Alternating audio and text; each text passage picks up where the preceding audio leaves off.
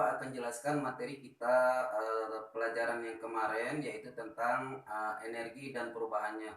Oke anak-anakku, masih ingatkah tentang pengertian energi?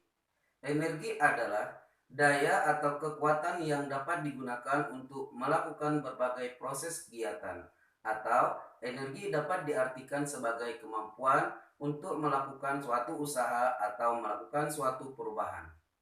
Supaya materi ini dapat tercapai, ada tiga tujuan pembelajaran yang akan Bapak jelaskan hari ini. Yang pertama yaitu menyebutkan macam-macam energi.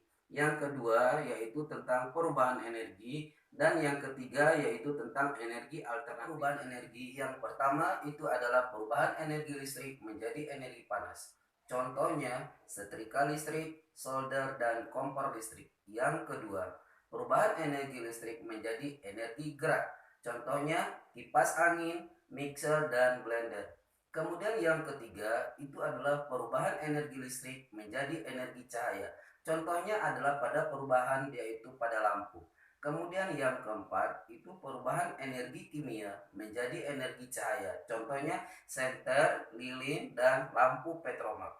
Kemudian yang kelima itu adalah perubahan energi kimia menjadi energi bunyi. Contohnya radio, baterai, dan mainan anak-anak. Kemudian yang keenam itu adalah perubahan energi listrik menjadi energi bunyi, cahaya, dan gambar. Contohnya adalah televisi. Dan yang ketujuh itu adalah perubahan energi gerak menjadi energi listrik. Contohnya perubahan pada pembangkit listrik tenaga air dan dinamo sepeda. Energi alternatif adalah energi yang digunakan untuk menggantikan sumber energi dengan bahan bakar konvensional, merujuk pada suatu teknologi yang dapat digunakan pada bahan-bahan fosil untuk menghasilkan energi yang baru.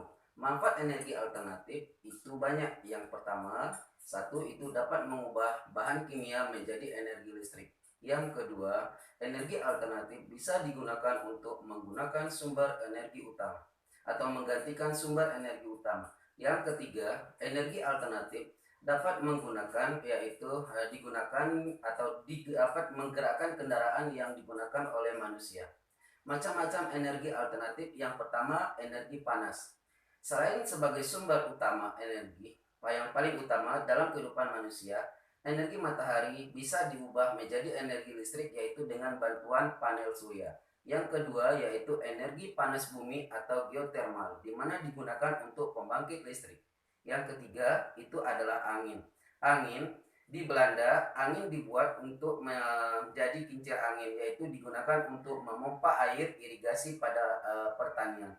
Yang keempat itu adalah hydropower. Hydropower itu digunakan untuk pembangkit listrik tenaga air.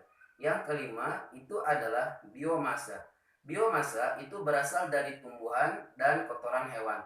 Biasanya gas yang keluar dari kotoran hewan dan manusia itu disebut dengan biogas. Sedangkan biofuel itu adalah berasal dari nabati. Nabati itu artinya dari tumbuhan. Contohnya misalnya jagung dan tanaman jarak. Yang kelima itu adalah biodiesel.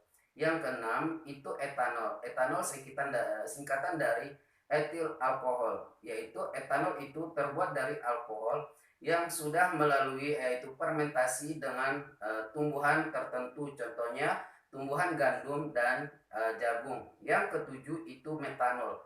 Metanol itu singkatan dari metil alkohol, yaitu terbuat dari bahan bakar alkohol yang dihasilkan oleh kayu.